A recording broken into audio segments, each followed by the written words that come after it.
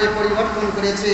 নবী পাক সাল্লাল্লাহু তাআলা আলাইহি সাল্লাম বলেন, হে বিশ্ব জগতের মানবেরা, হে বিশ্ব জগতের মানুষেরা, যারা হালাল উপার্জন টাকা দিয়ে যারা হচ্ছে বাইতুল্লাহর জিয়ারত করেছে, যারা হালাল রোজগারকৃত টাকা দিয়ে হচ্ছে বাইতুল্লাহর জিয়ারত বা তওয়াফ করেছে, আর যার হজ আল্লাহ তাবারক ওয়া তাআলা কবুল করেছেন, ওই ব্যক্তির মতো হয়ে যায় নিষ্পাপ যে ব্যক্তি মায়ের গর্ভ হতে যেই দিন ভূমিষ্ঠিত হয় ওই সন্তানের কোনো গুনাহ থাকে না।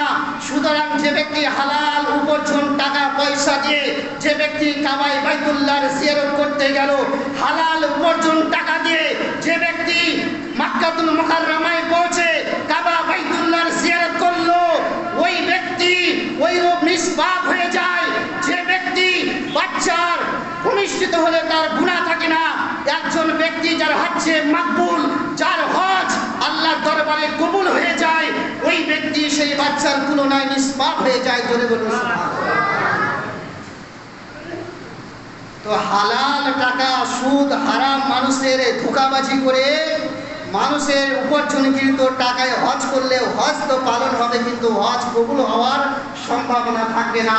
হজ কবুল হওয়ার জন্য আপনার টাকা নিখুঁত হতে হবে, হজ কবুল হওয়ার জন্য সুদ থেকে বঞ্চিত থাকতে হবে, হজ কবুল হওয়ার জন্য মানুষের হক রাজনীতি থেকে আপনাকে বিরত থাকতে হবে।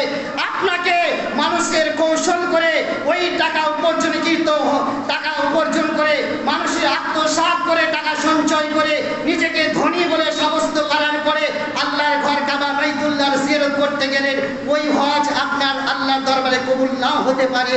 কিন্তু যেই টাকার মধ্যে সততা রয়েছে, যেই রোজগারের মধ্যে হালাল রয়েছে, যেই রোজগারের মধ্যে আপনার জায়েজ ইনকাম রয়েছে, ওই হজ ওই টাকা দিয়ে যদি আল্লাহর ঘর কাবা বাইতুল্লাহর জিয়ারত করে, ওই টাকা দিয়ে যদি আল্লাহর ঘরে তওয়াফ করে, আর ওই টাকা দিয়ে কাবা বাইতুল্লাহ যাওয়ার পরে জিয়ারত করার পরে ওই মদিনাতুল মুনাওয়ারায় পৌঁছার পরে রওজায়ে আকদাসে হাজিরি দেওয়ার পরে নবী মুহাম্মদ রাসূলুল্লাহ সেখানে হাজিরি দিয়ে যদি জিয়ারত করে নেয়, তো নবী মুহাম্মদ রাসূলুল্লাহ বলেছেন ওই ব্যক্তির জন্য আমার শাফাআত করা ওয়াজিব হয়ে যায়। জোরে বলুন সুবহানাল্লাহ।